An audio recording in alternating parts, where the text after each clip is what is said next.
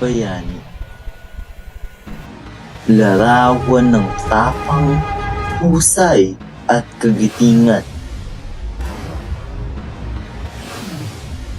Handang mamatay at pumatay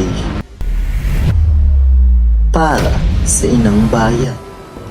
Sa likod ng kapayapaan, mayroong mga buhay ang inaalay.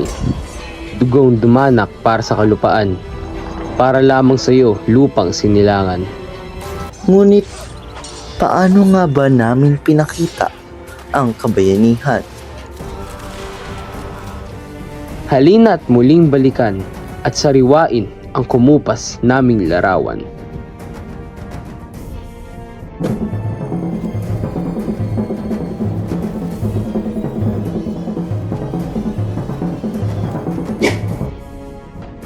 Ako si Andres Bonifacio.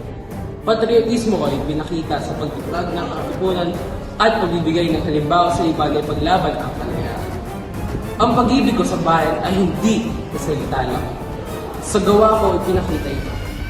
Pag-organisa at pagtuturo sa kapwa Pilipino na lumaban sa pang-aaral. Ano ang nasyonalismo mo, Supremo? Ang nasyonalismo ay yung pagkakaisa ng mga Pilipino laban sa mga mananakop. Hindi mahalaga ang estado o yaman.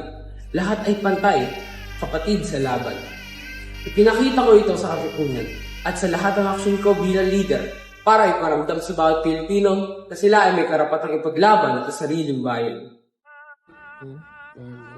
Ako, si Lapu-Lapu at pinakita ko ang patriotismo sa magitan ng pagmamahal sa ating bayan. Pinangunuan ko ang Mactan upang labanan ang mga banyaga hindi dahil sa galit hindi pagmamahal sa ating bayan. Ako, si Lapu-Lapu, ang pinuno ng Mactan na lumaban para sa ating bayan hindi dahil sa galit kundi para sa pagmamahal. Nilabanan ko ang mga banyaga dahil mahal ko ang Pilipinas. Parang gusto kong sundan ng ganitong halimbawa.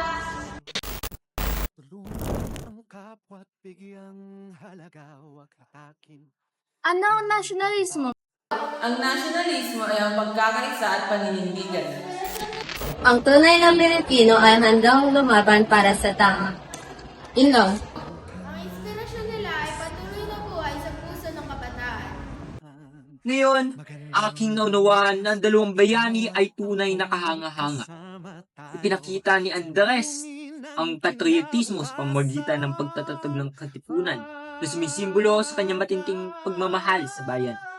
Ipinahayag din niya ang nasyonalismo sa kanyang matapang na pakikipaglaban sa mga dayuhang mananakop.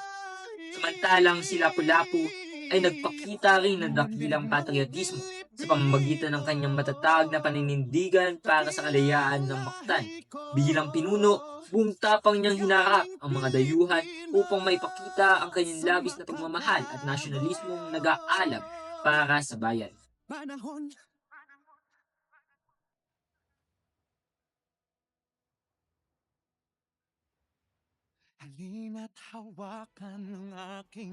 Tunay na kahanga-hanga ang mga bayani. Ang kanilang lakas ay natatangi. Dugo at buhay ang kanilang pinuhunan. Para lang sa kapakanan ng ating bayan. Kaya't nakakarapat lamang na sila'y tingalain at bigyang papuri.